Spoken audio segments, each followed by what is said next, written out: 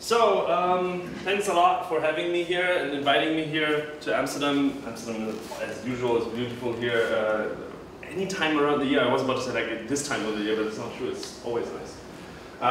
Not sure why I'm here, because I'm definitely not the best or one of the best in WebVR. That's James' job. I'm leaving that to him, but he's still hopefully getting the Steam stuff to work so that we can show it live later. I'm going to quickly introduce what we are doing with WebVR and how it all started and how it all came to be. And maybe you get at least some fun stories from it that you can carry into the world, or maybe you even get some learnings. I'm not so sure about this one myself either, because we have learned a lot. So this is what we are doing. So I'm working at Archeologic in Zurich. We're a small company, 16, 18 people-ish. And we are doing WebGL application that allows people to visit houses that haven't been built, or visualize their own house, or visualize houses that they want to sell, or get a 3D model for an office that they want to move into or move out of, or want to refit. So basically it's all about real estate in various forms. We also have the Simpsons house in VR for cardboard, and all that just runs in your browser. It runs on mobile as well, so that's one of our target things as well. You can change the materials of the furniture, you can move the furniture around, you can actually start from scratch and build an entire house in 3D in your browser. So we have a 3D editor, and soon we're also going to allow you developers and other developers to use us as a base for actually creating 3D content in the web, interactive 3D content in the web. Because we are opening our platform, so you can write scripts that run inside here or basically control the 3D engine that we are providing. But that's in the future. So that's what we do. And the first thing that we had, or the first problem that we had to tackle, so the company is 2 years-ish old, and the first problem we had is the sheer fact that we want to be web. That means the web experience means that we give you as much as we can and as much as you can consume, but we do not sort of lock you out if you can't consume it all. So that starts with, if you're on a computer that only has Internet Explorer 7 or 6 available for some reason, or an older Safari for that matter, then we give you an image, a static image. That's the only thing that we can give you, because WebGL might not be available for your device.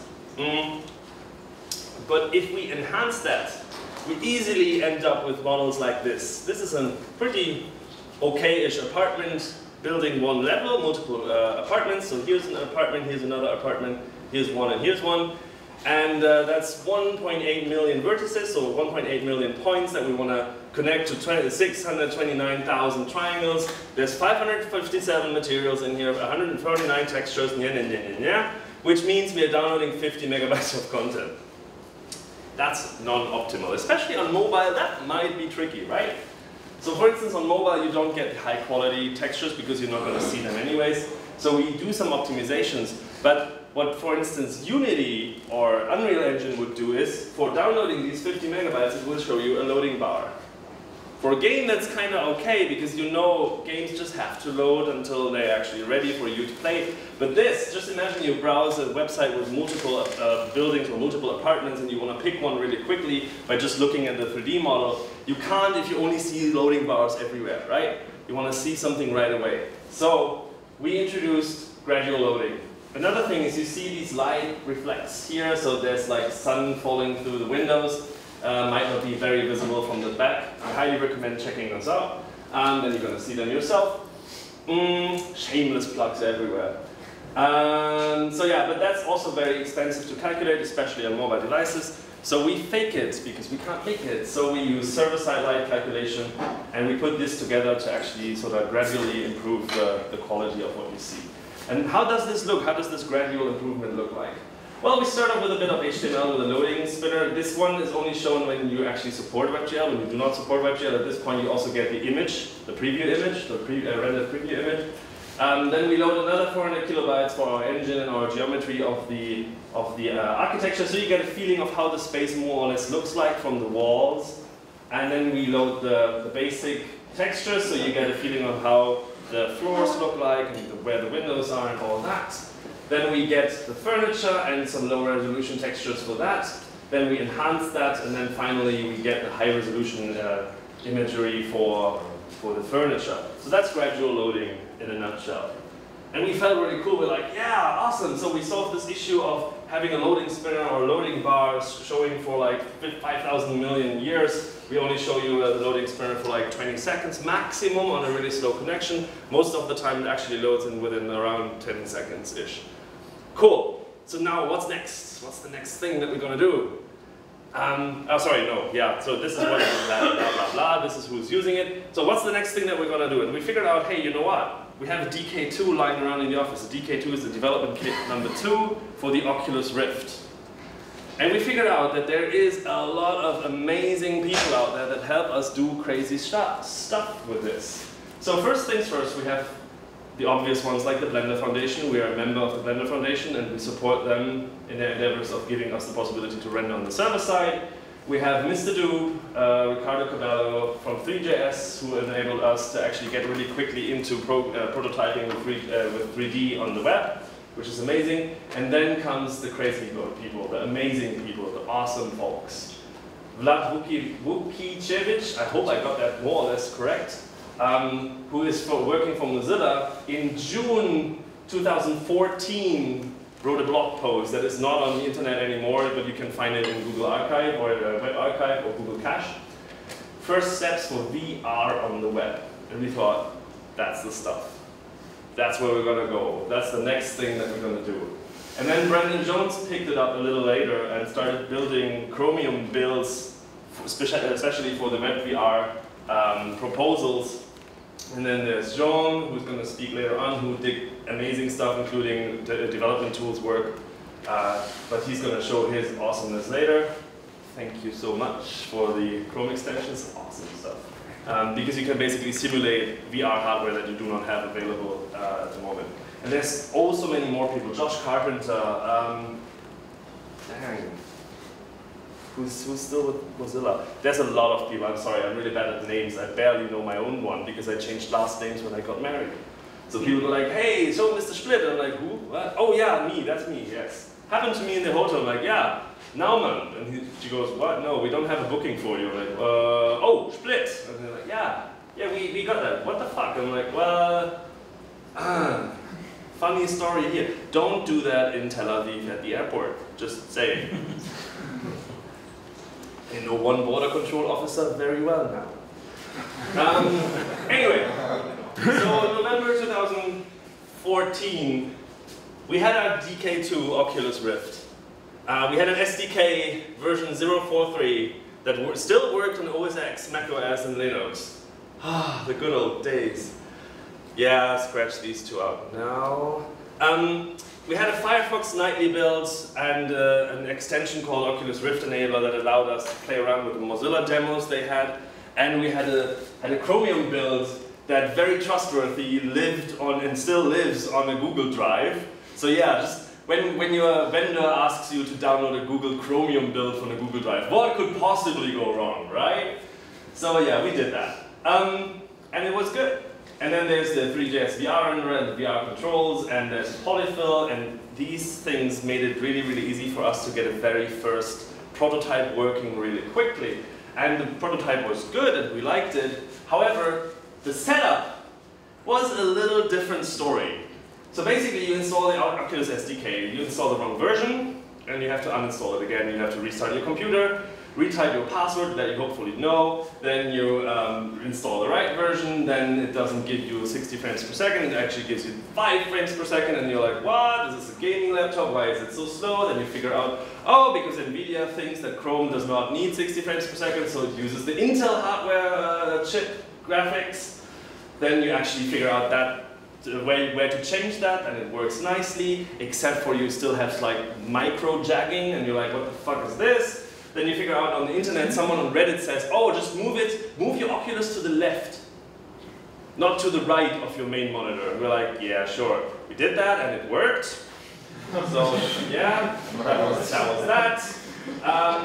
Yeah, that was fun. Then you get this experimental Chromium build that is delivered in a 7-zip format. Then you have to get 7-zip on your MacBook, on your computer. Then you actually extract that one, and then it works, and you are happy, and then it crashes 5 seconds later.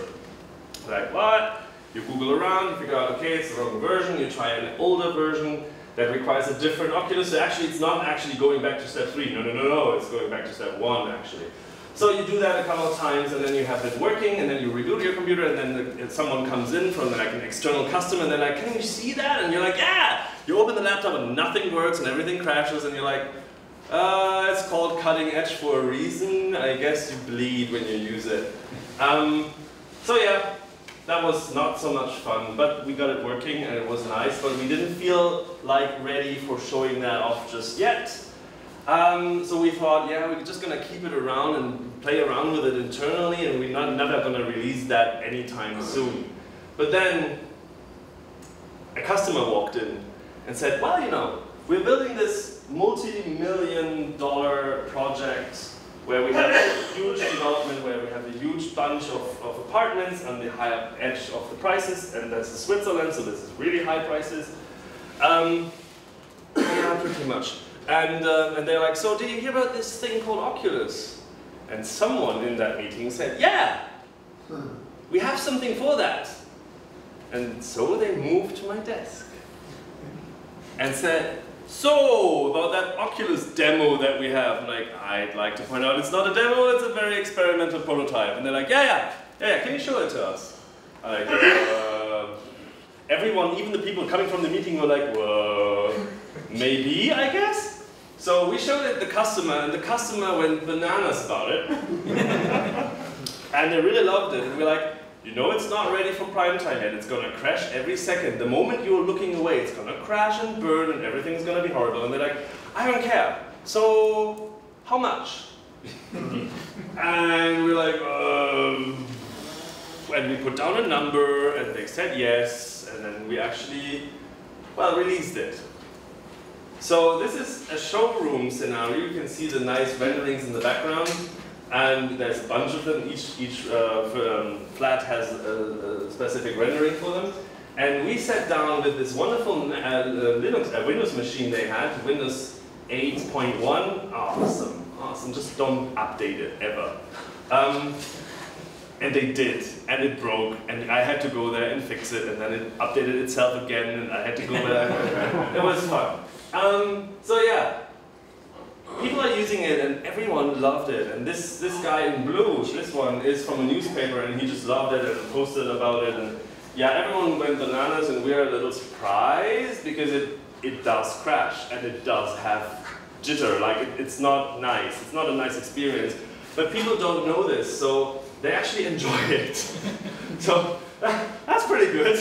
They're like, yeah, it's good enough. However, like 1 in 10 people actually get sick by it. But bucket full of fun. So yeah, people enjoyed that. And that was March 2015. And the thing is, we still had these issues with the Windows laptop. So the Windows 10 upgrade screwed us over, and the SDK back then wasn't actually working with it. And yay me, I had to reinstall Windows, and that's one of my favorite things to do. We had this issue with the hybrid graphics. We had micro frame drops that were super annoying, where the performance would go down and you would not know why. And then we figured out, oh yeah, it's because we forgot to move the screen to the left-hand side, and we also forgot to make it a primary screen, and blah. And then we figured out, so when I reinstalled Windows, I don't know if you heard about Lenovo's wonderful advanced customer experience where they install software that comes back after you reinstall Windows. Best idea ever.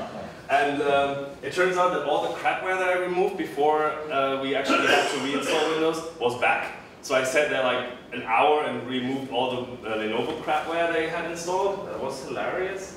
So yeah, we got all that working, and we had keyboard, so they had 2 laptops, but they only had one gamepad, and the gamepad sometimes would not connect. So the input situation was less than optimal, but still people loved it. So that was that. That's one key takeaway, I guess, that people love it. And then came these lovely thingies. In February 2015, we got a Dodo kit, I think this one is. And then I got myself a Chinese, super cheap color cross, which tries to be like or look like an Oculus. They even have the text on the headband. It's like $15 or something. It's not that expensive. And it really caught on because they are giveaways. These things are like $5 maximum if you get them if you basically get ripped off by a Chinese wholesale company. Because you can get them like $1 or $2 without shipping, or at least mine was $2. You can print your own stuff on it, and you can basically give it away to people. So this is on an exposition where we were asked to present what's happening in Zurich in IT, and we presented, and we were crowded by school kids the entire 2 days and gave away like 100 cardboards, I believe. And the interesting thing for you is, when you talk to customers, the Oculus Rift is a different pocket of money than the cardboards. Because the Oculus Rift you're not going to give away, so it's marketing material, whereas these is giveaway material. So it's a different pocket of money. So again, our customer with the Oculus Rift comes back like, have some cash and give us the cardboards, which we did. And yeah, so it turns out that the cardboard experience is great. However, there is a few pitfalls that are very interesting. So first things first, on older iOS devices, we had issues with full screen not actually being full screen, so it was all a little, the parameters for lens distortion were incorrect, so it didn't look quite nice, but it looked good enough. Surprisingly, we saw it and we went bananas because we're like, oh no, how are we gonna solve that? And then we had actual customers use it, and we were sitting there like, basically like a bomb in front of you that ticks the last couple of seconds. You go, when you can't run, obviously. If you can run, you run. But if you can't run, you're like, ah, it's gonna blow up. But they didn't blow up. They loved it. So we're like, okay, interesting. Then there was an issue with the version 1 of the cardboard where it had a magnetic button. It's a little magnet on the side that is used with a magnetometer. First of all, not all phones have that, so not all phones supported it. And the other thing is in Chrome, you do not have access to that, and I tried it in the sensors, it didn't give a ditch when I moved it. So you didn't have any input. So the only thing you had is the user's stare, the focus of where they looked at. But that was solved with version 2, where they have a little, they basically stole that from DodoKit, I believe, because DodoKit had it from the very get-go, where you basically press a button, and that has a little capacitive foil that touches the screen. So basically all it does is it emits touch events, which is awesome, because touch events, pretty much all smartphones these days have a touch screen. So that works pretty much everywhere, except the iPhone 4S is too small for most cardboards. So you're actually touching the very top of the screen, where if you know this, you actually touch the top of the screen, you get the address bar back. And if you touch again, you get a random button that happens to be at the position where the touchy happens, so maybe you even get the menu like close tab, and people are like, ooh, what the hell is happening? We found a very high-tech solution to that, just put a pencil below, because it prods it up, so it's fine. Sometimes it's fun, isn't it? Then we had some Android devices that for some reason had enormous sensor drift. Sensor drift means you're moving, you stop moving, or you don't move, you just stay there, and the sensor goes la la la la la la la, and the user goes whoa, which is not very nice. We didn't actually solve that, it just solved itself at some point because the APIs were better, and the cardboard API was exposed to Chrome. At some point, and so you could do the sensor fuse thing where you use the GPS magnetic compass and the gyroscope, and then basically correlate. Wasn't it you that wrote a blog post on that, or was that Boris? Boris Smooth wrote a blog post about that. It's amazing. Highly recommend reading it. So yeah, so cardboard, brilliant, lovely. However, you do not have an idea where in the room you are. So cardboard, all it knows is where you are looking at and how you move around yourself, but you have no way of actually moving around in space. We solved that by actually allowing you to use the button, and if you look at somewhere like this direction and you press the button, then you start moving. Okay, fair enough. And you stop moving when you release the button. But we got the opportunity to actually have our hands on, or put our hands on a Google Tango. Who here has heard of Google Tango? Okay, the I/O is over, so everyone kind of has at least heard it somewhere or has skipped the news. So the Google Tango is a little, well, a little device. It's a tablet. This is a Google Tango, one of the prototype kits. I think they have a newer version, but we don't have a newer version. We got this from Google in San Francisco. Thank you very much, Google. It's a little tablet that looks weird because it has this yellow sticker here that says do not look into the laser. which you may not have on your phone or tablet, and it has multiple cameras and an infrared laser to actually be able to scan the room. So it's basically a 3D scanner that is portable. So you can scan the room in 3D. It also has machine learning in it that allow algorithms in it that allows this thing to figure out where it is locally. So that means if I'm here, it knows I'm at a certain point and there is this wall. And if I'm moving like this, it knows I'm moving closer to this wall. So that was actually nice because we thought, hey, you know what? This would solve the problem of the cardboard not knowing where in the room you are and would give you a possibility to actually move around.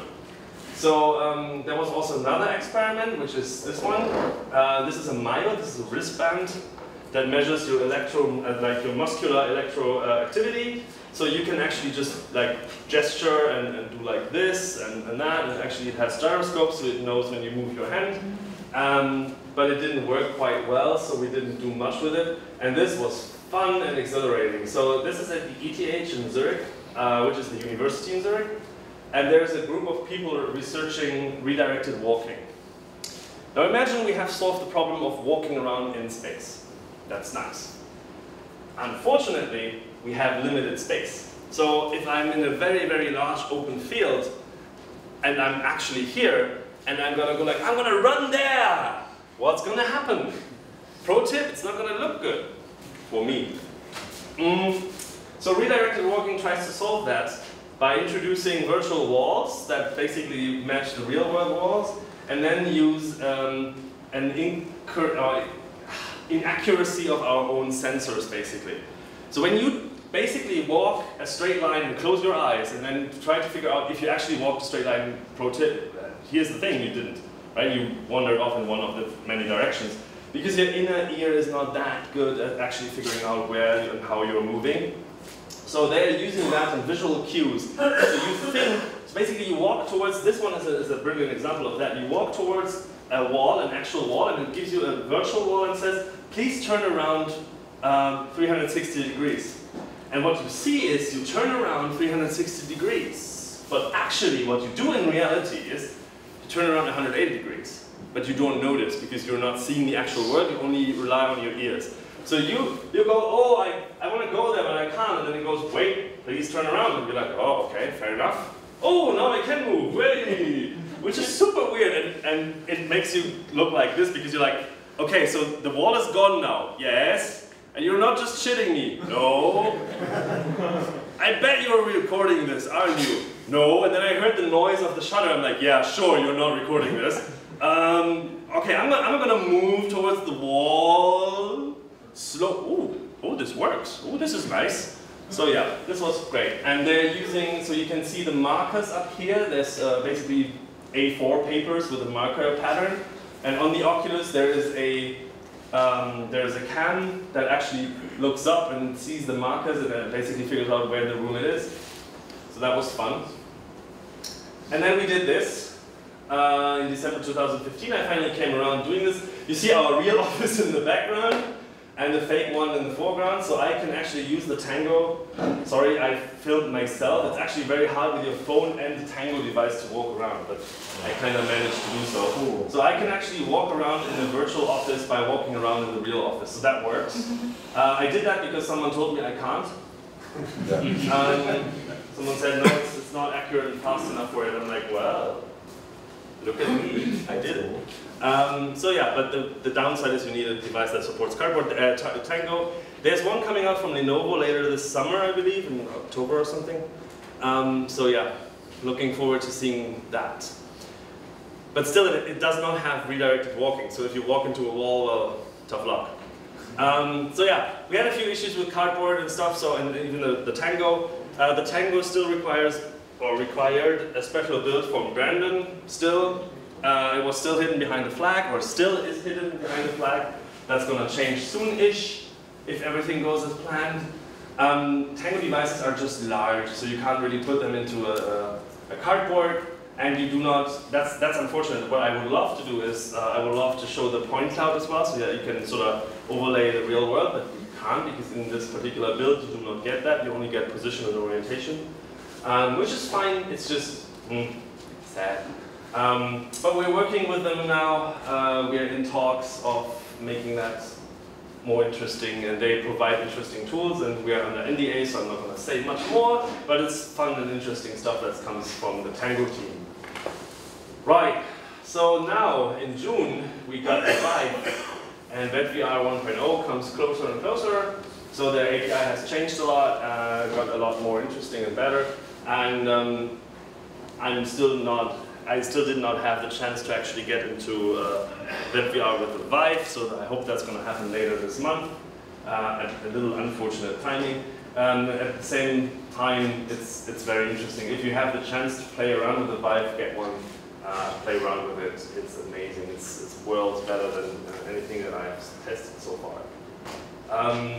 So the next steps for us are, in our tool right now, all you can do is walk around in 3D, in virtual reality, but the biggest issue is you can't actually interact with the furniture yet.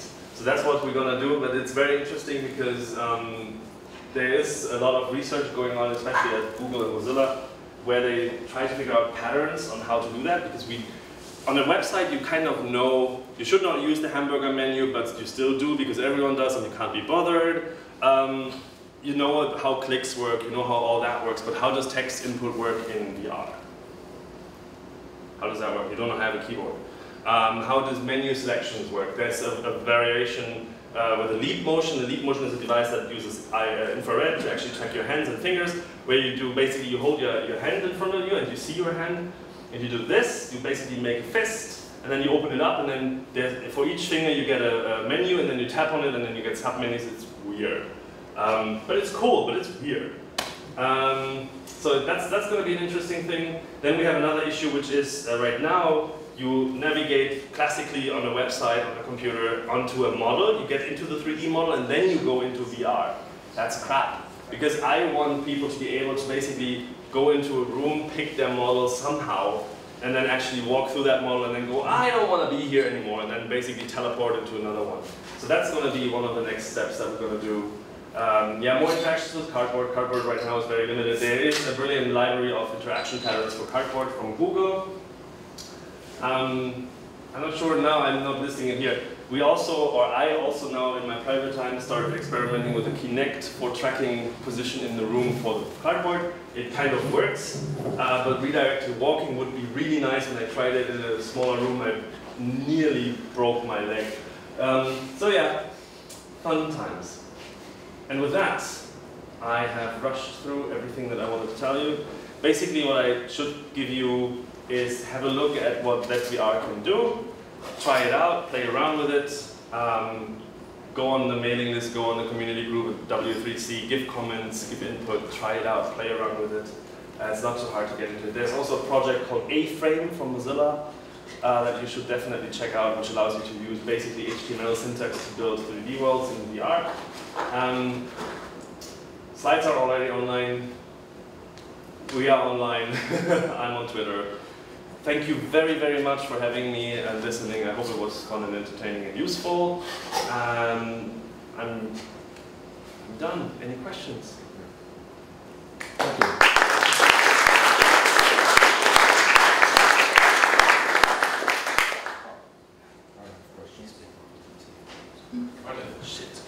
Oh, sorry, yeah. Question.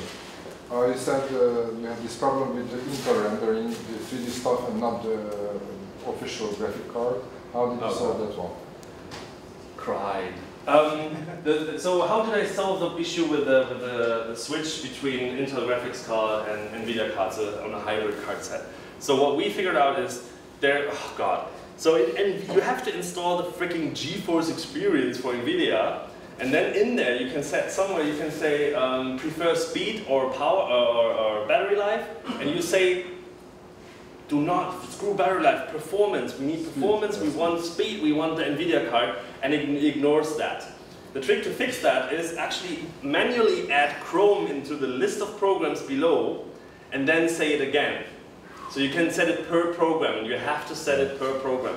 And do not go pick what is default. No, pick what is default is ignored, and it's always going to go for the power saver. So you have to pick dedicated NVIDIA chip.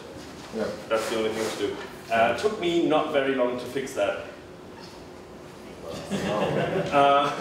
So yeah. Crazy. Thank you very much. Welcome. You spared me like a day or more. Yeah, hopefully. Okay. Any other questions? I have one. Yes. One, yeah, you in the blue shorts. Both have blue shirts, in the dark blue shirt. I'm wondering, I recently heard that Samsung was also building their own WebVR browser. Oh, yeah. Yeah. Yeah, no? Yeah. I heard that. I don't have a Samsung phone, and we do not have one in the office, so I hear it's very good. That's all I can say. Is it good? It's better than the standard browser. Yes. That is good then. But there's also the Chrome VR shell now, but it's not the same thing, I believe. No, the browser that Samsung are developing, yes, it supports WebVR. And it's good. It's just not too powerful. I told you, you should have had this guy speak twice.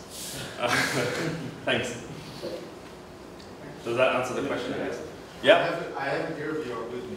Oh, awesome. Do you have a browser? Everything. Awesome, I'm gonna try that, and you're not gonna see it again. It's like, oh, this is amazing. Oh, look over there. Damn Swiss people. Yeah.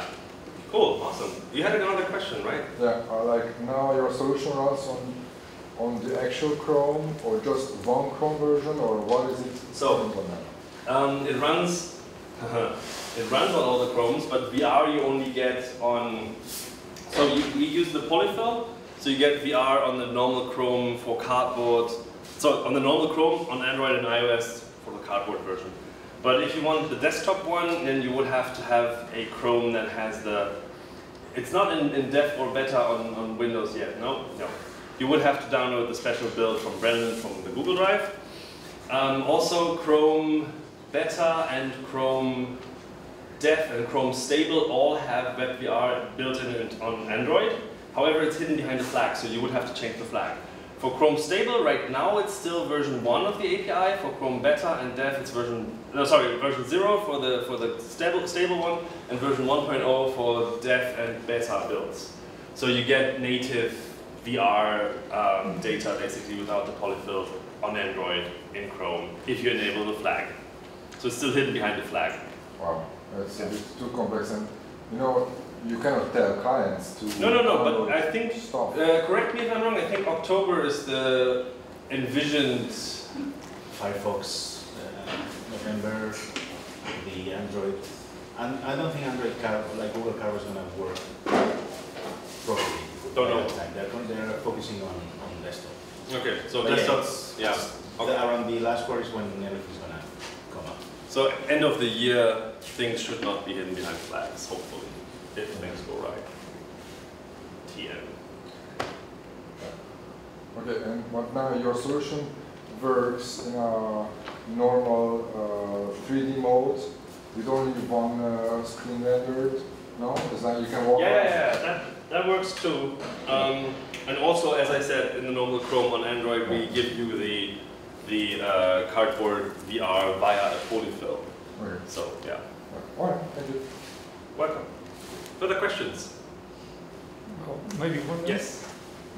On a couple of occasions, you gave the idea that your clients do not seem to be very critical on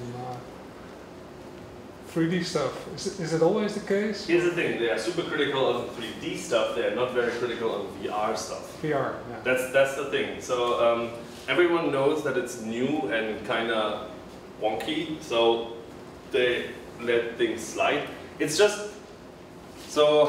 How do I put this best? So I have a relative who suffers social anxiety a lot. So basically he can't really travel or go out much.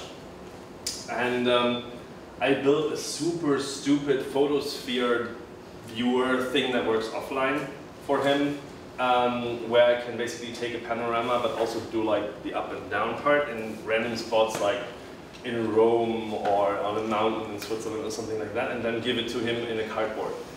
To me and pretty much everyone else in the world, this is a shitty experience because it's just weird and wonky and it's not very fast. It's not as fast as I would wish it to be on his phone, but he loves it because it's just so much more than he had so far. So it's not a good replacement, but it's the best that he has ever seen. So that doesn't mean that you should build shitty experiences or release them to the world, because you obviously get this issue of the poisoned well. So that means we had this issue in the 90s where everyone was like, VR is ready, whoa! And then you had these weird contraptions and it was crap. And everyone was like, VR is shit, whoa. So you don't want to do that. But what I'm saying is, people let a lot of things slide that you as a developer see when you have actually experienced better experiences or have seen the issues. So for instance, we're aiming for at least 100 frames per second, because that's what you want to have so that motion sickness basically does not happen, or 120 frames per second is better. But the more is, yeah, 90 to 100 is what we aim for. We don't have that most of the time, and most people do not notice. If you're motion sickness affected or easily affected by motion sickness, then you may actually experience that, but still people kind of let it slide because it's what they have. So yeah, it's VR. Yes, it's also, it is very rough on the edges, as I said. It's called bleeding edge for a reason. There's still things to solve. Does that answer the question? As good as possible, I think. Yeah. Okay, thank you very much. Wonderful. Thank you.